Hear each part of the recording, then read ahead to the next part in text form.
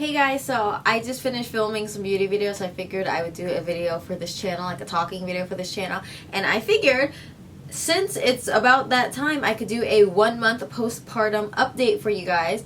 Mia just turned 1 month old yesterday. I did kind of like a 1 week postpartum update when I did my labor and delivery story, and I did like a belly shot in there. If you haven't seen it, I'll link it off over here. As far as everything kind of goes, I'm doing well still. I can't complain too much. I know it takes sometimes up to 6 weeks for everything to feel back to normal. I have a 6-week postpartum doctor's appointment because you're supposed to schedule like a 5 to 6 week one. So I haven't gone to that obviously yet because it hasn't been 6 weeks.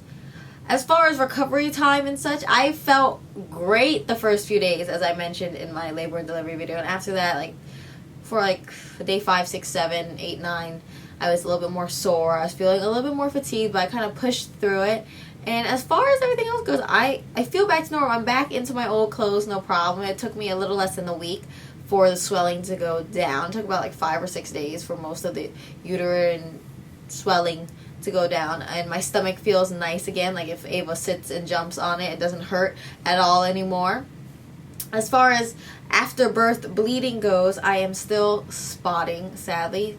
Sorry if that's too much info. TMI, people, TMI.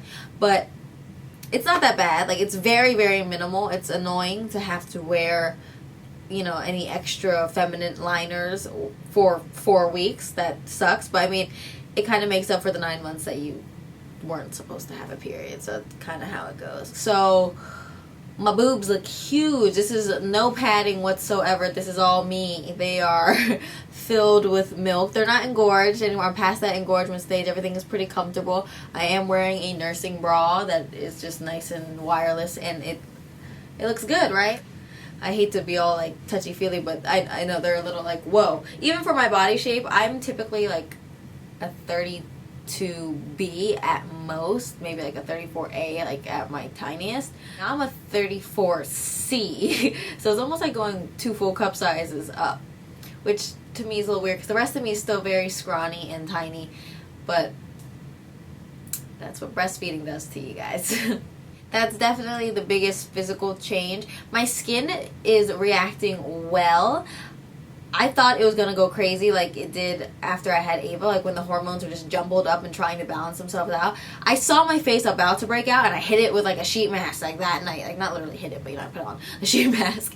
And it hasn't broken out yet. My hair isn't too crazy. I had one really, really bad oily day, but it didn't get super oily. All of that stuff happened the first time around when I had Ava, but the second time around, I don't know, it's not as bad when it comes to those things. My nails definitely weakened a bit.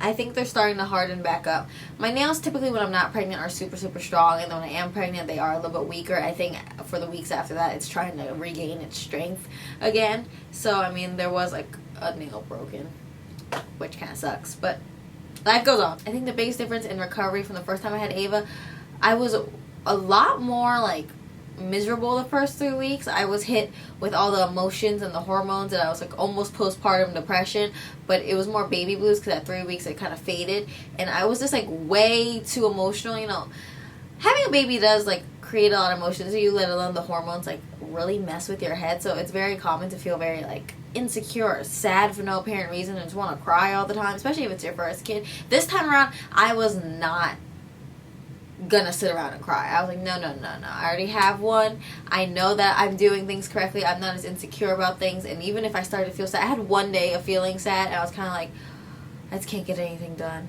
I was more like, I felt like I wasn't getting anything done correctly. I kept dropping things, and I don't know. That was one day, though. One day wasn't bad. 3 weeks when I had Ava was bad. So, all in all, I kept myself in check this time around. I was like, no, you know what you're doing. No, go out. Go to the grocery store. That's all you need. You just need to get out of the house sometimes. You need to just feel productive. You need to feel like you're still a part of society. Don't coop yourself up in the house. That's my biggest tip. Take your babies out with you. Go out as a family. Go out by yourself for like an hour or 2. Go to Target. Target makes everyone happy. And that will keep you from feeling too like, ugh, involved in society. A lot of people are like, oh my God, you're already out of the house within a week. Like, and they said they just had their baby and they didn't go out for like 2 weeks. I think that's kind of what causes you to feel very sluggish and like tired all the time, because you're not going out too much. Don't go out too much to the point that you make yourself even more tired, but you know, go out on occasion. That is my tip. You don't have to go party, but go out and grab a milkshake.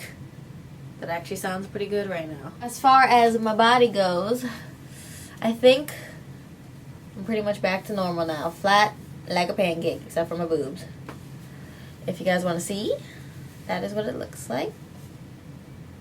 As you can see, I have one stretch mark right here, and then I have one right here, and those are from Mia because all the weight was taking its toll on me. And I do have more stretch marks this time around because Mia was just rounder, but everything's pretty low. Like, as if my pants even sit low, they sit right here, and all my stretch marks are just right here, so I can hide them if I want to.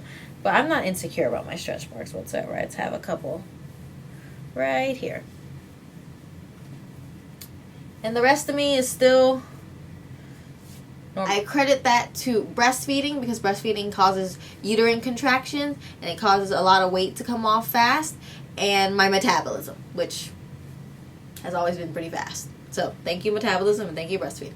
I do not know how much I weigh yet. We don't have a scale in this house. It's kind of sad, but I'm assuming I'm back down probably under 100 easily. Like, last time I went back down to 89 pounds within 2 weeks, so I'm pretty sure I'm back down close to something around there. I'll let you guys know maybe in a 2-month update, or I'll just like mention it in a vlog or something, because I'm sure I'll get weighed in at the doctor's office at my 6-week appointment. And surprisingly, I have not gotten hit with the postpartum hair loss yet. Last time it started like 3 weeks for me, but I have a feeling it's coming. It's coming soon. Some people say it started as late as 3 months for them. But postpartum hair loss makes you feel like you're balding. You don't bald, but you do shed to the point that your hair thins out, which might not bother me too much because my hair is pretty thick on its own. Like, the back of my head is really thick and it's annoying, so I typically go get it thinned out by my stylist. So that might be a good thing. But I hate how much it sheds. It just gets everywhere. I don't want hair everywhere, but it hasn't started yet, luckily, surprisingly. So that is my little postpartum update. I mean, there's nothing really too cray-cray going on, nothing whatsoever. A lot of people have asked me if I used a belly wrap thing. I have it over here. It's like a Velcro thing. It's loud, and you kind of like tighten it around you. Let me show you. You kind of take it like this. And you put it over, I guess you can put it over here, and then you go, and you wrap yourself in. Or you can wrap yourself even tighter than that. And, okay, mine, I can't get any smaller than that, but I assume if I had the correct size, it kind of wraps you tight, and it's supposed to help, well, my boots, suck you back in. This is my sister's. I had one from Amazon. It's more like a athletic-y one, I think. I don't know what it's called. I'll link off the one that I used the first time around with Ava before. But for both times, I can't say I even used it very long, because for the most part, I slimmed down faster. When I have the swelling going on the first week, I use it like a little bit. Okay, I'll be honest. I used it for 1 day. Not even a full 1 day. I used it for like an hour or two. But I think it does help. I think it does help compress things. I make sure I put my Mama Mio tummy rub butter on first, and then I put that thing on top of my shirt like I just did, and then I sit around for like 2 hours. And I feel like it does help tighten things back up. I don't know why I always go like this, but I thought it helped personally. I ran out of my Mama Mio tummy rub butter already. I haven't bought a new one. I don't think I'm going to buy a new one because I think my belly's doing pretty good, but I did use it up till about like a week ago. On and off. I've been really bad at applying it. That's why I got stretch marks. Because this pregnancy, I did not, or this past pregnancy, I did not really apply it every day like I should have like when I did with Ava. But I was a little too busy with Ava this time around to do it when I was pregnant with Mia. So, I mean, it happens. I don't care. There's a saying and like a whole thing on Instagram and all over the web that your body's not ruined by stretch marks. You're just a tiger that earned its stripes.